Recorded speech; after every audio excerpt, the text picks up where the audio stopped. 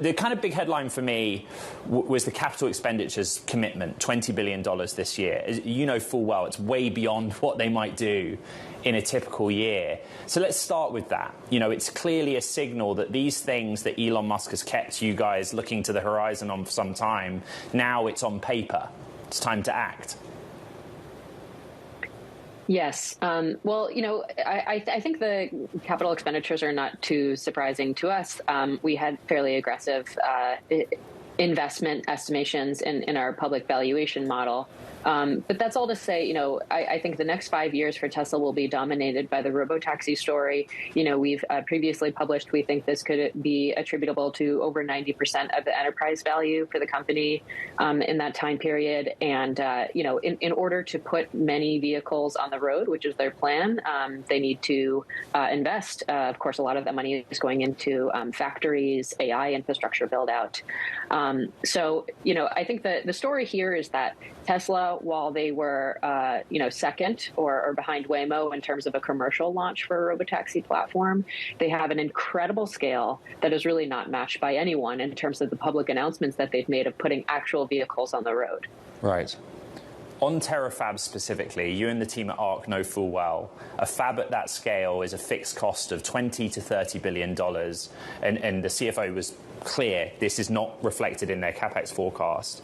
But there's a reason that the industry doesn't put memory, logic, and packaging on one site. That doesn't exist, but it is Musk's proposal. How seriously are you taking that? Well, I think, he's always been a very ambitious CEO. I would interpret this as, look, he's concerned Tesla needs a lot of chips. They have grand ambitions for AI data centers in space. We think, that could be a really interesting play, especially as launch costs continue to decline. It could actually be cheaper than data centers on Earth. So, I think the way to interpret it is that he knows that he needs a lot of chips. We've seen him vertically integrate in the past in the electric vehicle business, for instance, and parts of the supply chain that he did not see popping up in the U.S. that they needed in the U.S. So, I think this sort of fits in with what he's done in the past, albeit, yes, it's a major announcement for Tesla. So I'd say broadly that, I would interpret some of it as a call to action that, he is looking out there at the supply chain. But yes, for now, they have this very ambitious plan.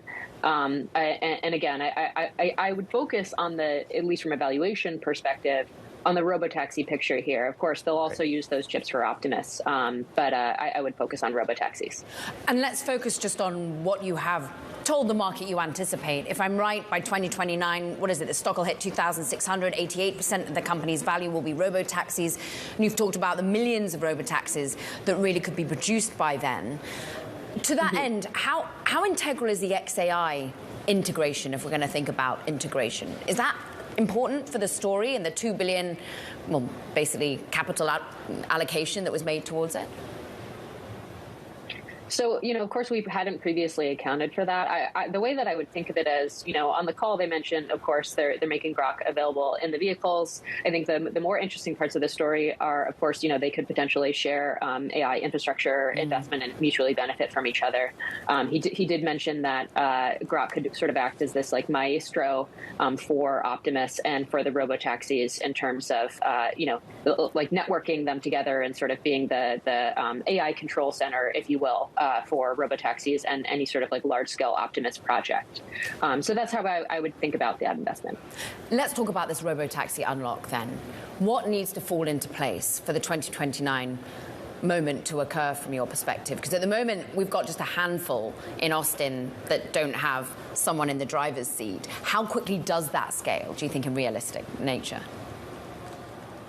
Yeah, so you're correct that, there really are only a handful that currently have no one in the driver's seat. They did say, though, that they have 500 robotaxis and that they plan to double that every month. I mean, if that's true, if you look at Waymo's fleet, the last reported number we saw was about 3,000 cars. So in other words, Tesla could surpass Waymo's robotaxi fleet within 3 months. I mean, I think that's incredible if you look at the fact that Waymo launched the service back in 2019.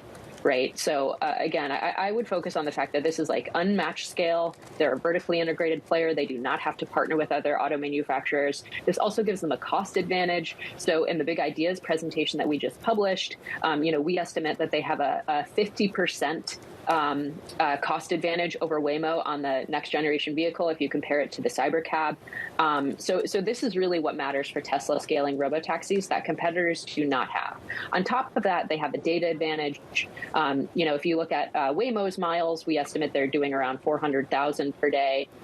Tesla gets 17 million miles of FSD data per day that they can use to train the fleet.